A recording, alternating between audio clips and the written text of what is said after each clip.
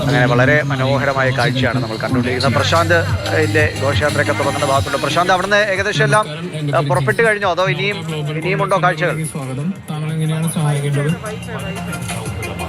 വിദേശത്തുള്ളവരുടെ സുരക്ഷയും നാട്ടിലുള്ള ബന്ധുക്കളുടെ പരിരക്ഷയും നോർക്ക ഉറപ്പുവരുത്തുന്നു. കൂടാതെ യുദ്ധമോ അത്യാഹിതമോ സംഭവിച്ചാൽ അടിയന്തരമായി ഇടപെടുന്നു. ലോകമെമ്പാടുമുള്ള പ്രവാസികൾക്ക് ബന്ധപ്പെടാൻ 24 മണിക്കൂർ പ്രവർത്തിക്കുന്ന ഗ്ലോബൽ കോൺടാക്ട് സെല്ലുണ്ട്. ഇതിൽ വാട്സാപ്പ്, ഇമെയിൽ, ടോൾ ഫ്രീ സൗകര്യങ്ങളും ഒരുക്കിയിട്ടുണ്ട്.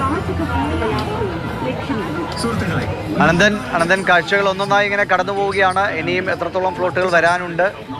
ഇതിന്റെ ഒരു മാർക്കടൽ പരിപാടിയൊക്കെ ഏത് ഭാഗം കേന്ദ്രീകരിച്ചാണ് നടക്കുന്നത്?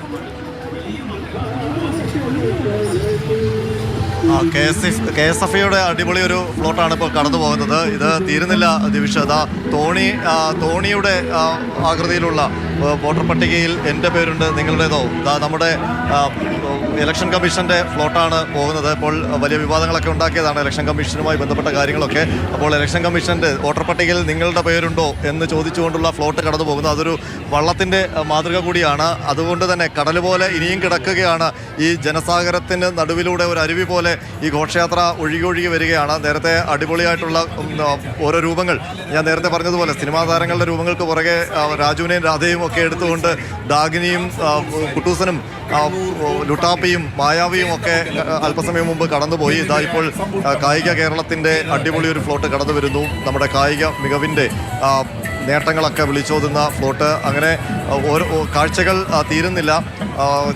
അതിനൊപ്പം തന്നെ എടുത്തു പറയേണ്ടത് നമ്മളുടെ മാത്രം കലാരൂപങ്ങളല്ല, വിവിധ സംസ്ഥാനങ്ങളുടെ കലാരൂപങ്ങൾ കൂടി ഈ ഓണം വാരാഘോഷത്തിൻ്റെ ഘോഷയാത്ര അണിചേരുന്നത്. എല്ലാ കൊല്ലവും അങ്ങനെ തന്നെയാണ്.